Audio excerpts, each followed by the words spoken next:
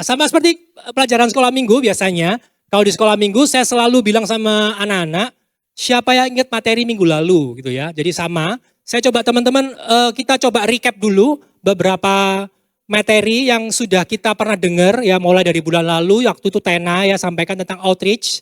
Siapa yang waktu itu datang? Datang? Boleh angkat tangannya dong? Oke, siapa yang masih ingat? Waduh sedikit sekali ini ya. Ya. Saya sedikit recap gitu ya, recap tentang outreach ya yang dari Tena disampaikan bahwa tujuannya pada waktu itu dasarnya adalah di Matius 28 ya tentang bagaimana amanat agung. Bagaimana kita tuh harus jangkau jiwa, jadikan semua bangsa muridku. Itu temanya dan outreach itu adalah goal, tujuan yang Yesus berikan kepada kita. Kalau kita ini bilang bahwa kita itu satu tim dengan Yesus, harusnya kita itu aware, kita itu harusnya peduli dengan goal tersebut. Contoh, bayangkan ya teman-teman bikin kerja kelompok di sekolah, di kampus, ada kerja kelompok ya, project, 5 orang, yang kerja cuma 4 orang, 1 orang nggak pernah datang. Kira-kira jengkel atau enggak? Jengkel. Saya pernah bikin project bersama dengan teman-teman. Saya basicnya sekolahnya di IT. Bikin projectnya itu bikin catur AI, catur gitu ya. Walaupun kita nggak bisa-bisa, setidaknya kita hadir datang dalam kelompok. Kita bantu support lah, support makanan, support konsumsi buat teman-teman yang bekerja. Tapi ada teman yang nggak datang, nggak kasih kabar, nggak ngasih info apa-apa.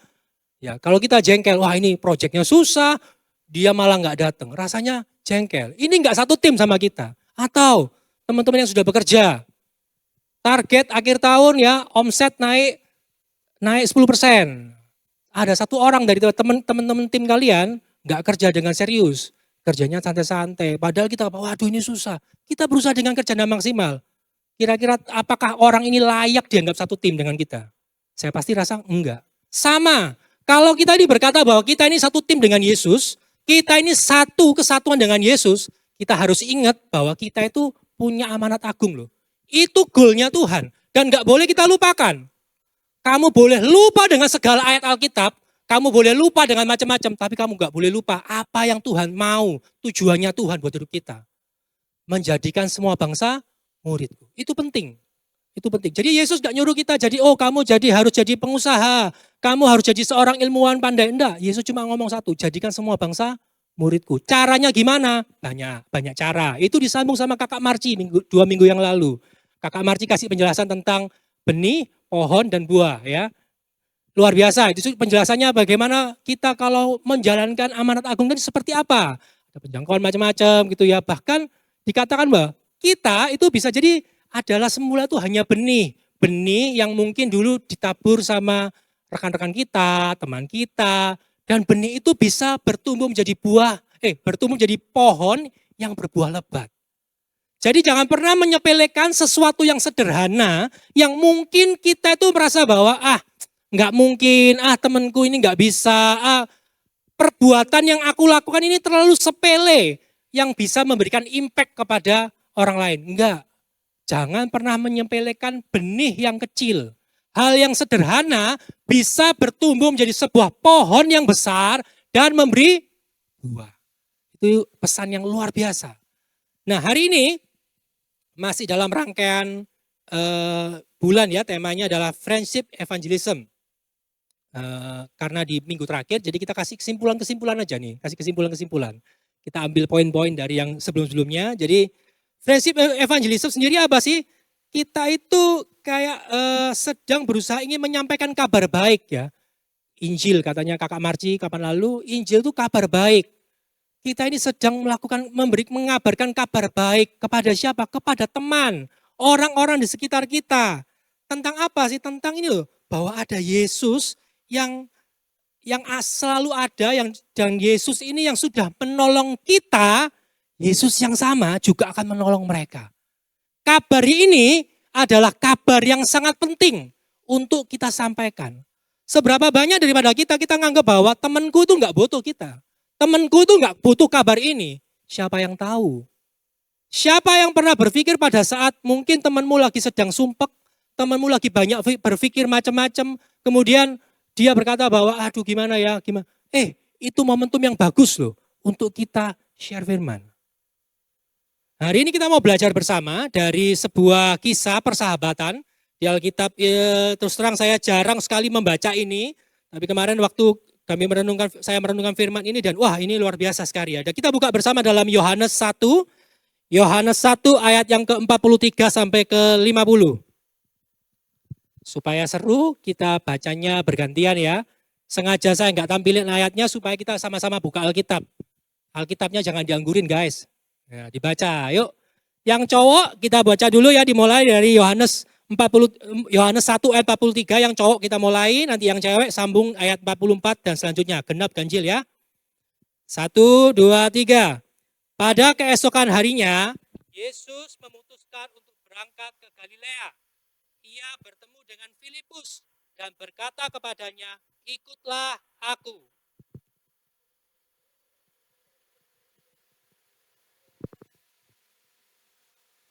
Filipus bertemu dengan Natanael dan berkata kepadanya, kami telah menemukan dia yang disebut oleh Musa dalam kitab Taurat dan oleh para nabi, yaitu Yesus anak Yusuf dari Nazaret.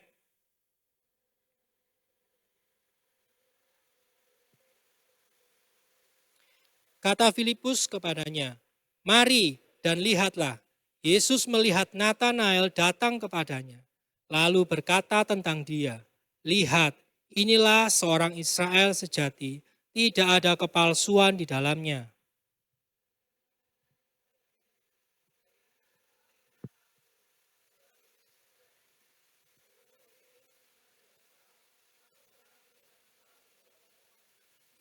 Kata Natanael kepadanya, Rabi, engkau anak Allah, engkau raja orang Israel.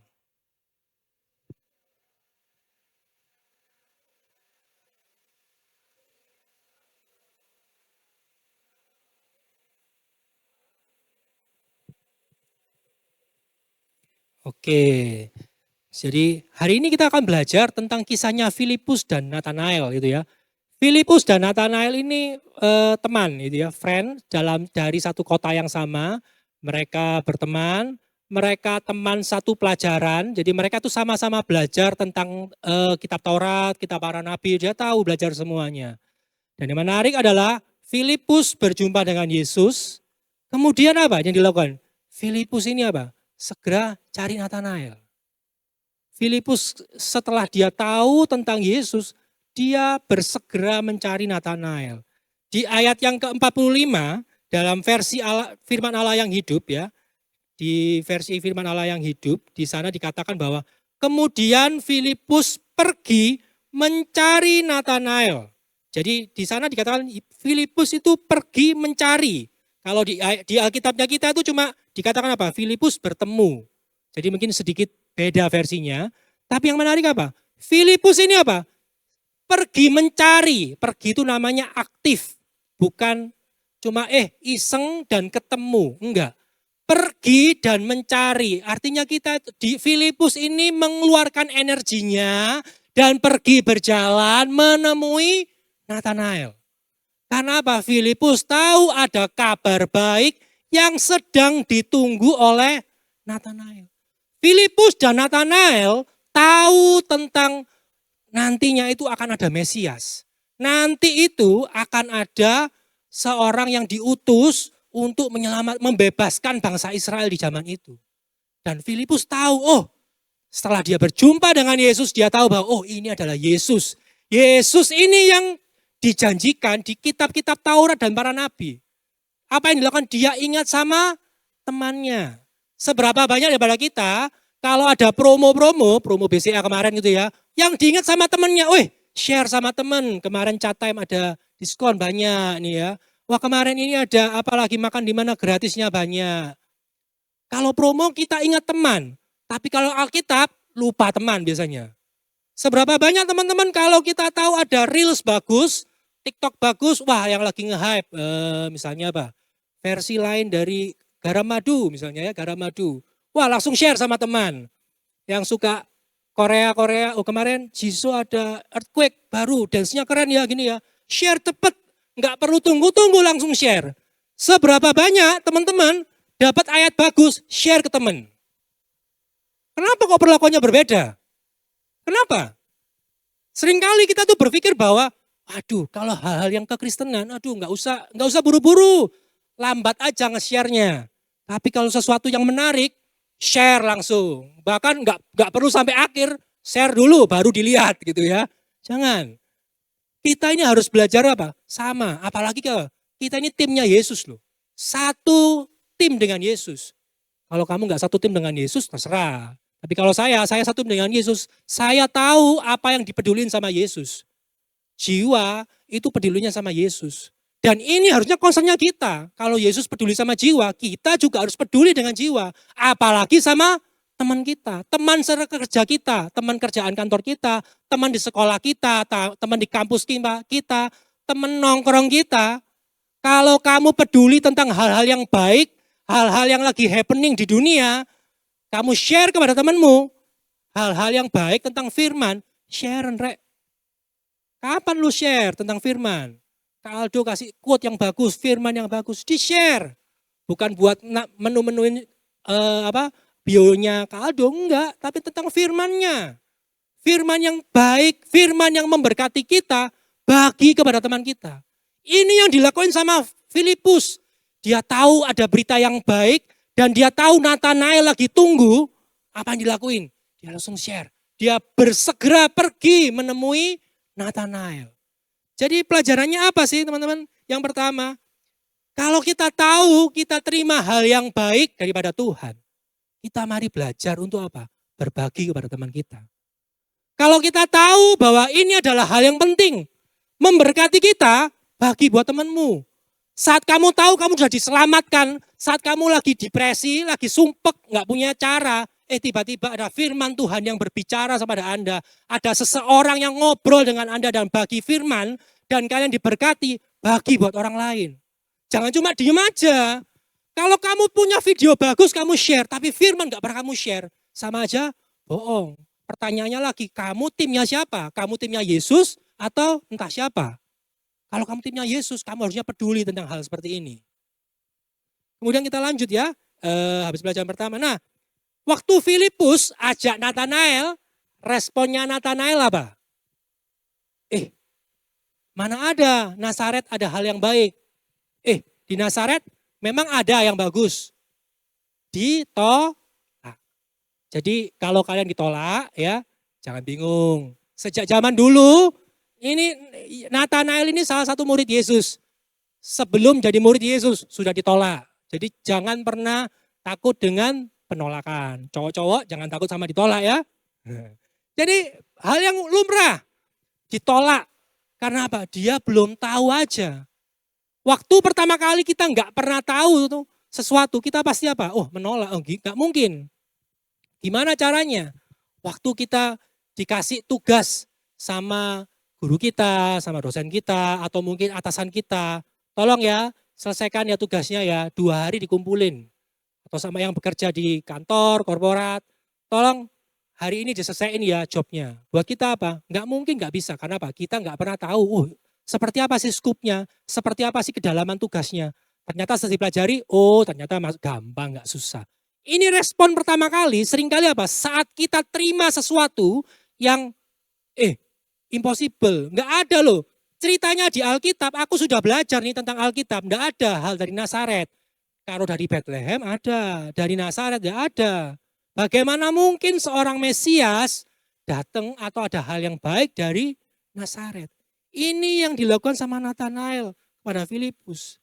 Tapi mari kita lihat responnya Filipus. Responnya Filipus apa?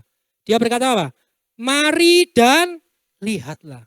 Filipus nggak cuma semata-mata gini, kamu nggak mau ya? Ya wis lah.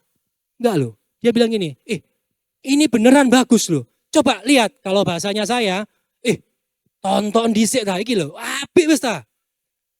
Kalau kita lagi makan di tempat yang enak ya, makan di tempat enak walaupun modelnya tempat makanannya enggak meyakinkan, tempatnya loh kok kelihatannya kok belusuk-belusuk gini sih. Tapi kita apa? Wis lah, enak ini loh, cobaan dulu. Cobaan dulu. Ikut aku dulu. Sama. Atau kalian dengar musik yang baru, buat teman kalian, apa sih? Apa sih kok musik intronya aja sudah nggak jelas gini. Masa enak dari mana gitu ya? Tunggu dulu, sabar dulu, coba perhatikan, pasti endingnya bagus. Itu caranya kita bisa meyakinkan teman kita. Tapi kenapa kalau hal-hal yang berbau tentang firman, kita sudah nyerah dulu. Aduh nggak usah wis. Kak nggak usah diajak. Sudah dari sononya dia tuh susah diajak. Sudah nggak ada harapan, nggak sudah. Biarkan aja wis. Mungkin dia memang orang yang harus kita korbankan demi kemuliaan Tuhan. Apa seperti itu? Nggak ada firman Tuhannya. Kalau kita tahu bahwa kita tuh mari dan lihatlah. Kita perlu apa? Effort aja. Seringkali yang menjadi penghalang kita, kalau kita hadapin seperti ini tuh apa sih? Kita tuh takut dinilai buruk. Kita takut dinilai apa? Terlalu rohani. Wah, lu soal rohani lu. Padahal apa? Cuma ngomongin hal-hal tentang kekristenan kita. Contoh sederhana. Beberapa waktu yang lalu saya berjumpa dengan atasan saya gitu ya. Atasan saya, dia kasih apresiasi, komplimen buat apa yang sudah saya kerjakan. Dia bilang, wah bagus ya Tim, bagus ya kerjanya, bagus ya Timo. Saya itu mau bilang, wah puji Tuhan Pak gitu ya. Saya itu ragu. Kebetulan atasan saya bukan agama Kristen.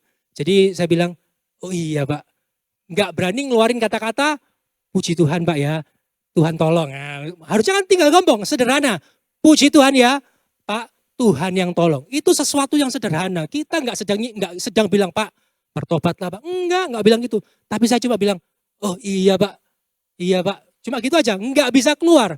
Habis selesai ditinggal gitu ya. Dalam hati saya gitu ya. Kenapa kok susah sekali ngomong puji Tuhan. Setelah saya renungkan, saya cuma takut dinilai apa. Wah Timo ini terlalu rohani ya.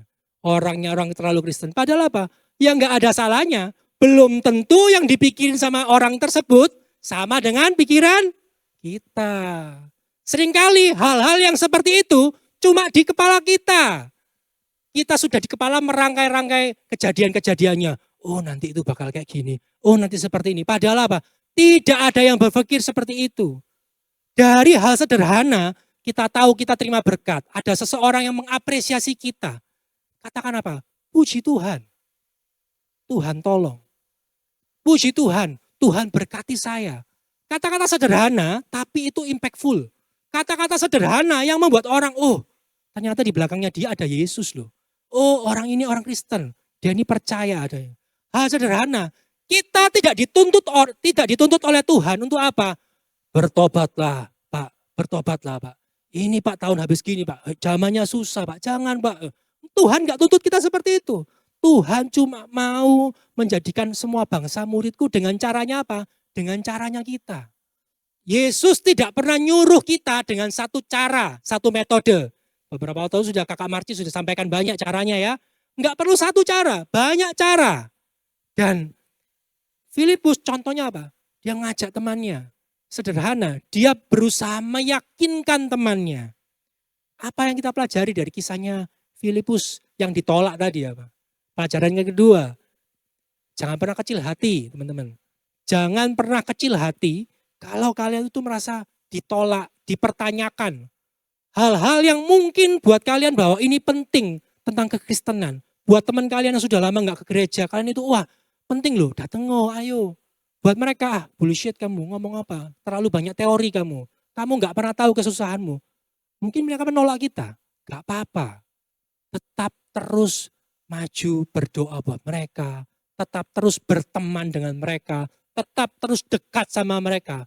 Bukan berarti saat mereka menolak kita, artinya apa? Kita harus mundur perlahan. No, maju terus. Kalau kita mentalnya mundur aja, sampai kapan keinginannya Tuhan itu tercapai, keinginan Yesus tercapai. Maju terus teman-teman. Bagikan Injil, kabar keselamatan. Kita nggak sedang bicara tentang Alkitabnya, kabar keselamatan, kabar baik. Ada Yesus yang ada buat hidup teman-teman, buat kita, buat sekitar kita. Bagikan itu kepada teman-teman. Kemudian teman-teman, kata-kata mari dan lihatlah. Ini tuh juga punya makna yang lain. Mari dan lihatnya lah. Itu juga memberikan makna bahwa Filipus mau ngomong, kamu nggak percaya? Lihat aku. Ayo, lihat hidupku. Lihat bagaimana Yesus sudah mengubahkan hidupku.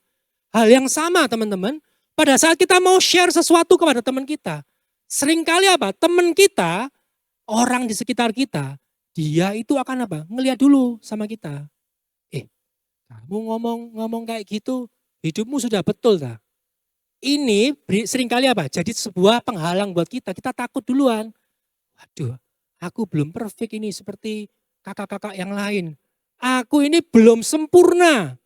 Enggak apa-apa, teman-teman. Pada waktu Filipus kasih tahu Nathanael, apakah Filipus ini sudah orang yang perfect? Sudah yang tahu segalanya tentang Yesus? Belum. Apakah dia sudah tahu jawaban dari semua kitab para nabi? Belum. Tapi apa? Dia percaya bahwa ada Yesus yang akan bisa mengubahkan hidupnya. Jadi apa? Lihatan aku. Hidupku akan berubah. Kita ini jadi contoh. Dalam 2 Korintus 3 ayat 3, 2 Korintus 3 ayat 3, di sana dikatakan bahwa mereka dapat melihat bahwa saudara adalah surat dari Kristus dan kamilah yang menulisnya. Surat itu bukan ditulis dengan pena dan tinta, melainkan oleh Roh Allah yang hidup. Bukan diukir pada batu, melainkan dalam hati manusia. Ini dalam versi firman Allah yang hidup ya. Bahwa hidup kita itu adalah surat yang terbuka teman-teman. Kita itu jadi representasinya Tuhan. Jadi kalau kita tuh ngomong bahwa, aku gak percaya. Aku gak percaya loh, ada Tuhan. Ada teman di sekitarmu, teman satu tongkrongan dengan Anda, teman satu kerjaan dengan Anda, mengatakan bahwa saya tidak percaya ada Tuhan. Harusnya kalian harus menunjukkan, berarti apa? Eksistensi Kristus di dalam hidup kita belum nampak. Itu jadi evaluasi buat hidup kita harusnya. Kalau hidup kita sudah menampakkan Kristus, maka apa? Secara nggak langsung orang tuh bisa lihat bahwa oh iya betul ya, ada Yesus dalam hidupnya. Ada Kristus yang bisa memberikan jalan buat hidupku yang lagi sumpek ini. Kita bisa kasih satu POV yang baru kepada teman kita. Seringkali kan saking dekatnya sama teman, kita tuh merasa bahwa gak usah lah biarkan dia cari pertolongan sendiri. Gak perlu lah kita itu terlalu rohani-rohani. Jangan pernah menyepelekan teman-teman. Filipus pada waktu dia ditolak sama Nathanael, kalau dia dengan gampangnya meninggalkan Nathanael, Filipus nggak akan pernah tahu hal-hal luar biasa apa yang bisa Nathanael buat dalam pelayanannya nanti. Sepele, kalau kita baca dalam sejarah tentang Nathanael, Nathanael itu bisa melakukan penginjilan tuh sampai ke area Rusia pecahan Uni Soviet. Uni Soviet pecahannya di sana, salah satu kalau nggak salah Azerbaijan kalau nggak salah ya. Saya baca di referensinya kalau nggak salah, kalau mungkin salah saya mohon dikoreksi. Jadi hanya karena seorang Nathanael, Injil itu tersebar sampai ke sana. Bayangkan kalau pada saat itu Filipus ngomong apa? Sudah wis lupakan, nggak usah. Nggak ada lagi penginjilan di daerah sana. Jangan pernah menyepelekan benih kecil yang mungkin kita tabur buat teman sekitar kita. Dan biarkan hidup kita itu menjadi bukti, menjadi berkat buat orang-orang sekitar kita, khususnya teman. Teman kalian ya teman-teman, itu ditempatkan di tempat kalian sekarang ini bukan sebuah kebetulan. Saya bisa pastikan. Kenapa? Berdasarkan pengalaman hidup nih ya. Pengalaman hidup nih. Usia saya pasti kan lebih tua daripada kalian nih. Usia kalian rata-rata SMA, kuliah, bekerja, mungkin awal-awal karir gitu ya. Pertemanan kalian pasti masih banyak. Circle-nya masih banyak. Secara umur makin grown up ya, biasanya tuh semakin circle-nya makin mengecil, temannya semakin kecil. Jadi teman-teman, buat saya bukan sebuah kebetulan kalau hari-hari ini kita banyak dikelilingi teman. Bisa jadi Tuhan sudah mempercayakan teman-teman itu buat kalian loh. Bisa jadi orang yang sedang duduk sama kalian biasanya di kelas, orang yang biasanya main bola sama kalian di kelas, orang yang biasanya mabar sama kalian, itu Tuhan tempatkan khusus saat ini Supaya kalian bisa jangkau. Supaya mereka dengar tentang firman. Dari mana? Dari hidupmu. Bisa jadi kalau nggak melalui kalian, nggak ada orang lain lagi yang bisa menyampaikan firman keselamatan ini kepada mereka. Jadi teman-teman, jangan pernah anggap remeh orang yang di sekitar kalian. Jangan pernah sepelekan orang-orang yang Tuhan percayakan di dekat kalian. Sepele Tuhan, dia kan cuma teman main. Tuhan, dia kan cuma teman yang satu kantor. Dia loh hidupnya baik-baik saja. Mungkin dia sekarang nampak baik-baik saja. Siapa yang tahu 5 tahun, 10 tahun kemudian? Siapa yang tahu? Siapa yang tahu? Bisa jadi apa yang engkau tabur saat ini itu akan berdampak 5 sampai 10 tahun ke depan. Enggak akan nampak sekarang. Tapi taburan kalian itu bisa jadi sesuatu berharga. Oleh sebab itu apa? Biarlah hidup kita jadi saluran berkat. Hidup kita itu jadi sebuah bukti yang konkret. Bukti bagaimana Injil harus kita bagikan. Ini pelajaran kita yang ketiga. Kita ini harus belajar supaya hidup kita benar-benar contoh yang nyata. Fakta bagaimana Kristus itu kelihatan dari hidup kita. Oleh sebab itu apa? Perhatikanlah hidupmu. Jangan sembarangan. Jangan pernah seenaknya sendiri hidup. Kalau kamu tahu firman Tuhan itu enggak boleh, belajarlah taat. Kalau kamu tahu berkendara motor itu harus pakai helm, belajarlah taat. Karena kamu enggak pernah tahu pada saat itu ada seseorang yang melihat kamu dan merasa kecewa. Oh, ternyata orang Kristen sami mawon ambil orang lain. Kalau kamu tahu bahwa hidup kita itu dilihat sama orang, perhatikanlah hidupmu. Kerja dengan baik. Saat seseorang memperhatikan hidupmu dengan baik, kamu tahu, oh harus kasih extra effort. Atasanmu kasih job, kamu kasih job yang excellent. Itu contoh hidup yang baik. Kalau hidupmu sama aja dengan orang lain, gak kalah yang sama. Terus bedanya hidupmu orang Kristen dengan yang gak percaya buat apa? Apa bedanya? Ngapain kamu lama-lama di gereja? Gak ada beda dengan yang lain. Tunjukkanlah kualitasmu yang sudah diselamatkan sama Tuhan. Tunjukkanlah perbedaan itu pada saat apa? Kita hidup berbaur. Tunjukkan bahwa engkau berbeda. Kalau hidupmu sama-sama aja dengan temanmu satu bangku di sekolah. Temanmu nyontek, kamu ya nyontek. Temanmu kasih contekan dan kamu kasih contekan. Terus apa bedanya? Ngapain kamu kenal Tuhan? Apa bedanya? Belajar kita untuk apa? Kenal Yesus. Taat. Kalau kamu tahu itu enggak boleh, belajar taat. Walaupun apa kita tahu, enggak gampang taat. Saya enggak bilang bahwa, oh taat itu mudah. Enggak, saya tahu, susah. Kalau gampang, ya semua orang taat. Kenyataannya kan susah. Karena susah, kita harus berjuang, belajar, mencoba. Kita mau belajar. Karena apa? Firman itu enggak cuma sekedar tahu, tapi firman itu harus dilakukan, dicoba dilakukan. Walaupun sukar. Jadi teman-teman, perhatikanlah hidupmu. Itu yang ketiga. Poin yang terakhir teman-teman, masih bertahan ya. Poin yang terakhir, kalau kita baca kisahnya tentang Nathanael dan Filipus, endingnya itu happy ending. Nathanael itu akhirnya percaya, walaupun apa? Filipus ngomong, kamu ketemu dulu sama Yesus. Pokoknya kamu ketemu sama Yesus dulu, sisanya kita serahin sama Yesus. Yesus yang ngobrol sama Nathanael, akhirnya apa? Nathanael dibukakan. Dia percaya sama Nathanael, percaya jadinya.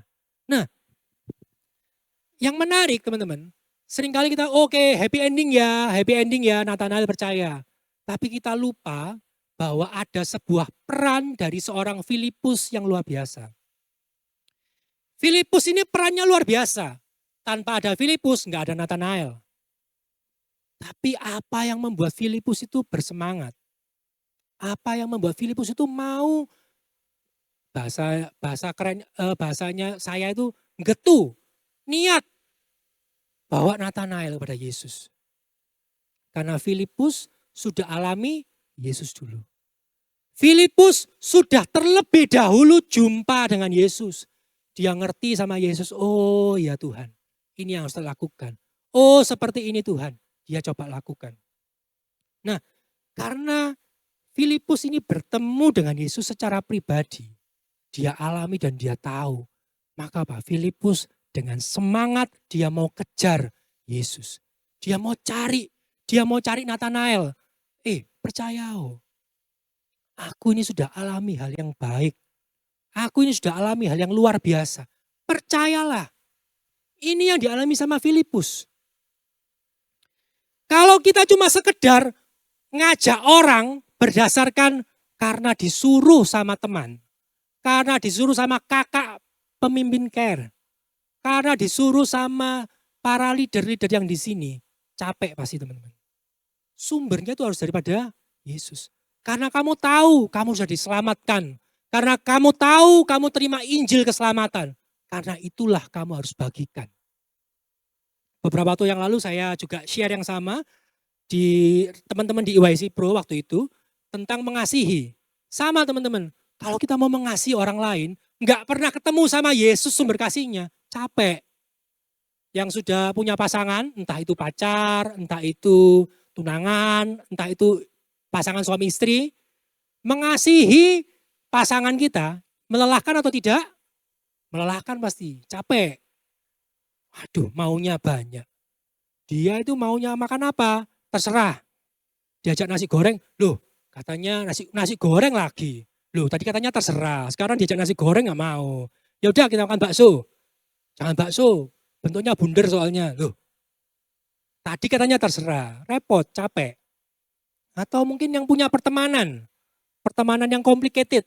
Melelahkan gak pertemanan? Melelahkan. Tapi kalau kamu sudah mengalami Yesus dalam hidupmu, kamu tahu bahwa kamu itu harus jalin hubungan yang baik dengan sesamamu. Kamu harus belajar mengasihi sesamamu. Ada Yesus yang sudah jamah hidup kita duluan. Kita pun akan tahu, kita akan mengasihi mereka. Sama, kalau kita sudah tahu kita diselamatkan oleh Kristus, kita akan otomatis bergerak melihat ada orang di sekitar kita. Teman kita belum percaya Yesus. Teman kita belum pernah dengar berita keselamatan. Kita otomatis tergerak untuk apa? Bagikan sama hidup mereka. Bagi hidup. Bagikan berita keselamatan. Perjumpaan kita dengan Yesus itu adalah bahan bakarnya. Apa yang kita bisa pelajari? Yesus itu sumber dari segala sesuatunya. Yesus adalah bahan bakarnya kita. Kalau kita mau lakuin jangkau jiwa, kalau kita mau berbagi kasih, kalau kita mau melakukan segalanya, bahkan apa? Melayani. Melayani pujian, melayani pemain musik. Kalau cuma berdasarkan karena aku bisa punya skill, karena aku bisa nyanyi. Kalau nggak ada Yesusnya, capek. Cobaan nggak percaya. Lupakan satemu, lupakan firmanmu, lupakan ibadahmu, layani terus, capek pasti. Tapi jangan dicoba ya dek, bahaya. Sebaiknya jangan dicoba. Jadi teman-teman, kalau kita mau lakukan semuanya, dasari segala sesuatunya dengan Yesus. Karena dia sumber. Nah ada sebuah kesaksian teman-teman. Beberapa tahun yang lalu gitu ya, ada sekitar waktu itu saya masih di EYC. Di sini ada seorang teman, jadi kurang lebih sekitar 15 tahun lah ya, 15 tahun. Ada seorang teman pada waktu itu datang ke EYC, seorang teman baru. Kebetulan waktu itu saya jadi fasilitas ketua care pada waktu itu ya, jadi refleks gitu, ketua care. Follow up ya, jiwa baru ya. Nah, mau gak mau ya, waduh males ya, tapi ya gimana? Nasib jabatan gitu ya. Nasib fungsional, peran gitu ya. Mau gak mau harus dekatin gitu ya. Ngobrol gitu ya. Waktu ini saya tahu, waduh ternyata ini dia baru new believer gitu ya. Orang baru percaya, baru dengar kisah tentang Yesus itu baru dari teman kantornya. Wah saya bilang, wah luar biasa ya. Dari seorang teman kantor bisa membuat orang yang semula bukan Kristen mau datang ikut beribadah. Di gereja yang unknown, dia nggak tahu gereja ini, dia gereja ini random, unknown, hebat ini ya, hebat. Terus ngobrol-ngobrol dalam hati saya, kenapa kok nggak orang itu aja yang harus di sini ngomong sama dia gitu ya. Kenapa harus saya ini ya? Kok nyusahin saya ini ya? Kan kalau bisa yang ngajak sih dia, yang bagiin sharing firman, sharing hidup kan sih dia, temannya kantornya. Kok yang repot saya gitu yang harus harus ngerjain ini ya. Tapi teman-teman pada waktu itu oke, singkat cerita berkenalan dengan dia dengan baik, kita ajak dalam care, kita bertumbuh bersama, ngobrol, jalin hubungan dengan baik dan singkat cerita teman-teman saya yang baru join ini ternyata tinggalnya nggak di Sidoarjo, tinggalnya di daerah Surabaya. Tinggalnya di Surabaya nggak tanggung-tanggung di daerah Surabaya Timur. Surabaya Timur, Surabaya Selatan sorry. Surabaya Selatan. Nggak tanggung-tanggung, perjalanannya nggak jauh, nggak dekat gitu ya.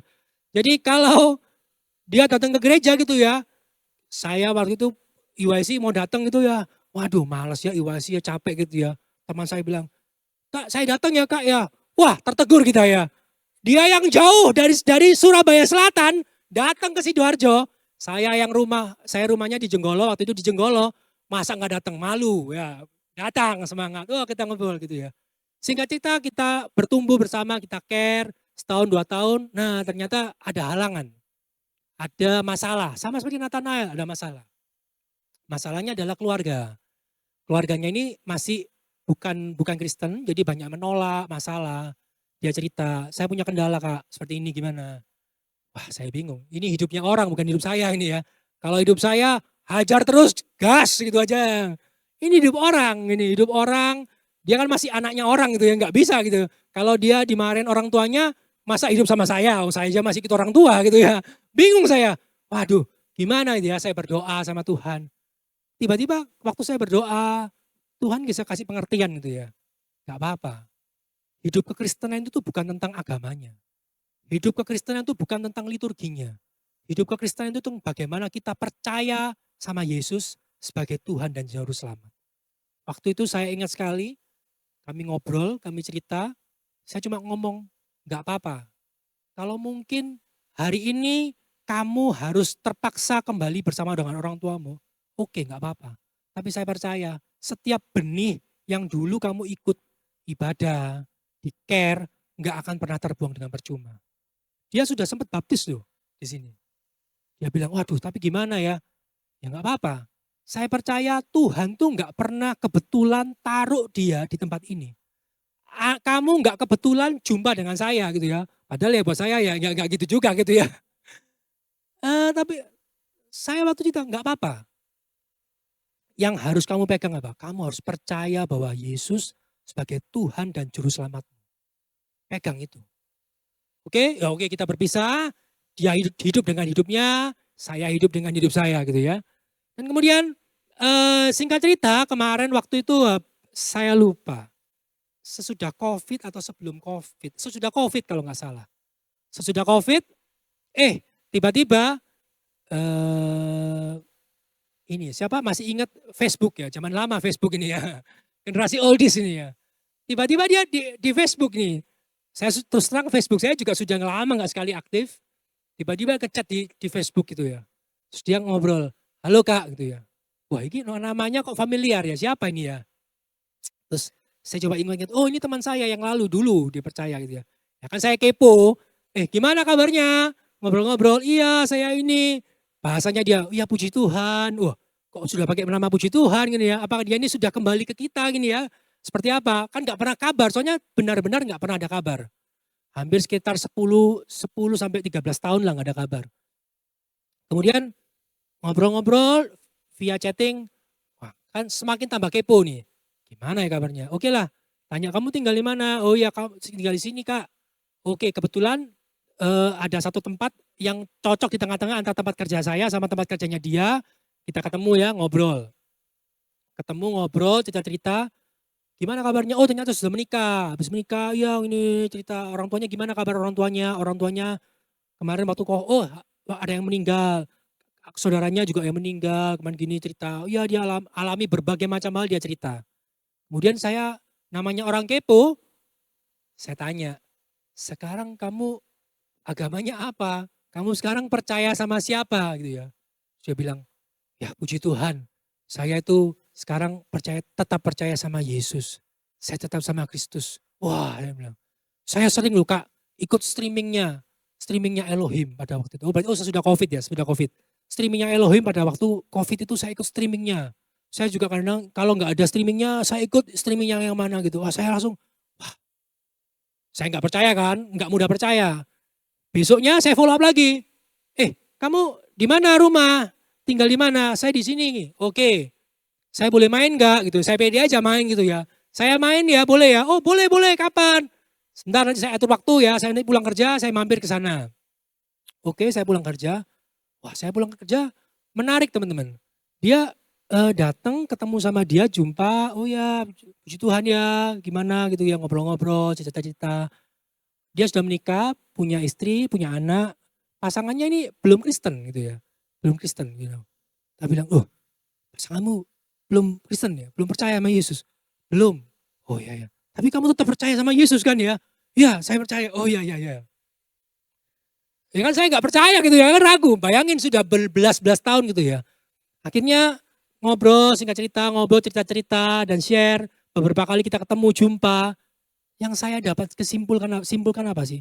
Teman-teman, apa yang kita tabur sekitar 10-13 tahun yang lalu nggak pernah terbuang percuma loh. Nampaknya sepele, layanin di care, buat ketua-ketua care gitu ya, jangan pernah capek ngelayanin jiwa. Nampak sekarang teman-teman kalian yang kalian layani kayak, wah ini gak berprospek iki ketone ya. Wes salah, tak tekoni bendino tak besuki, tak suruh baca firman gak ono prospeki wis. Jangan capek gitu ya, jangan capek. Jangan lelah teman-teman. Saya bisa ngomong gini karena saya bisa melihat sendiri. Teman saya itu, dia bilang, saya tetap percaya. Sesuatu yang ditabur 10 tahun yang lalu masih berdampak sampai dengan sekarang. Dan maksudnya saya tanya, loh kamu ini memang selama 10 tahun ini gak banyak gangguan, oh ya banyak. Tapi saya tetap pegang Yesus. Saya masih ingat apa yang diajarkan semuanya.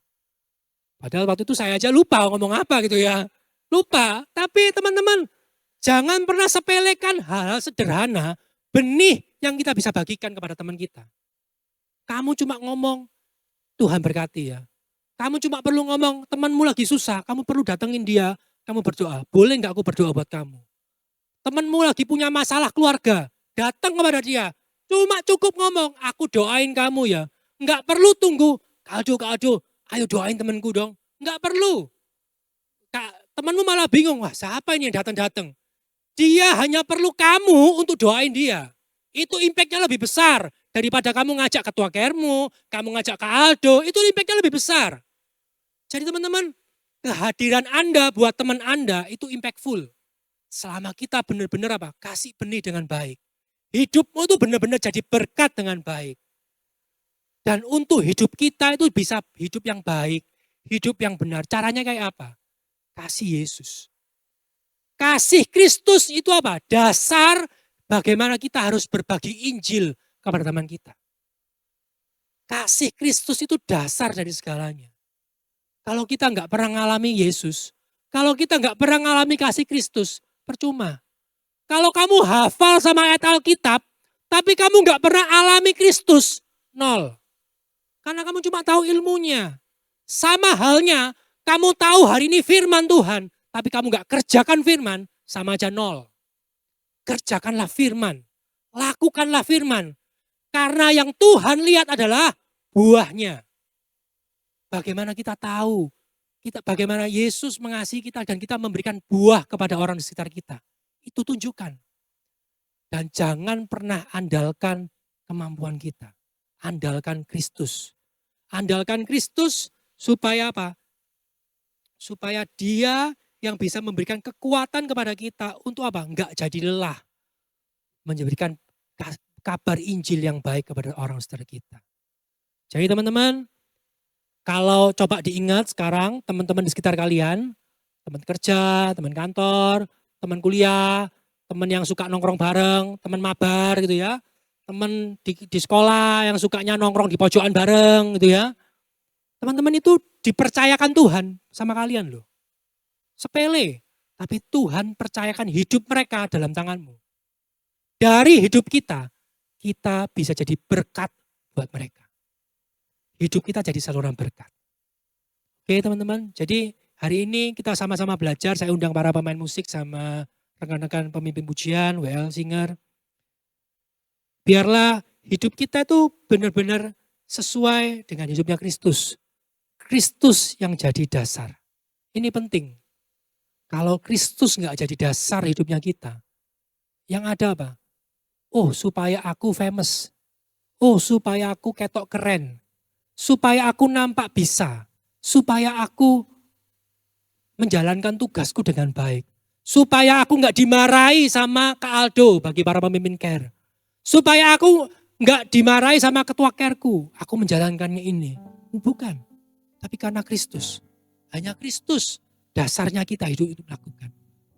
Dan bagaimana caranya? Sama seperti Filipus tadi. Alami Yesus.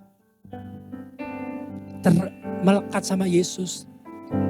Sama Yesus itu harus dekat. Ketemu sama Yesus. Setiap kali ibadah, nyanyi dengan sungguh-sungguh. Puji Tuhan, angkat tanganmu memuji Tuhan dengan sungguh-sungguh. Alami Yesus. Gak ada tempat lain kita bisa ngecas hidup kita, roh kita. Kalau gak dari Yesus. Dan waktu kita ngumpul kayak gini, ini tempat paling baik buat ngecas roh kita. Doa Kamis, doa morning call, ibadah IWS, ini waktu paling baik, waktu care. Jangan pernah lewatkan. Jangan cuma datang supaya hahihi ketemu. No, dapatkan Yesus. Ketemu Yesus, dapatkan Yesus. Biar hidupnya ada dalam hidup.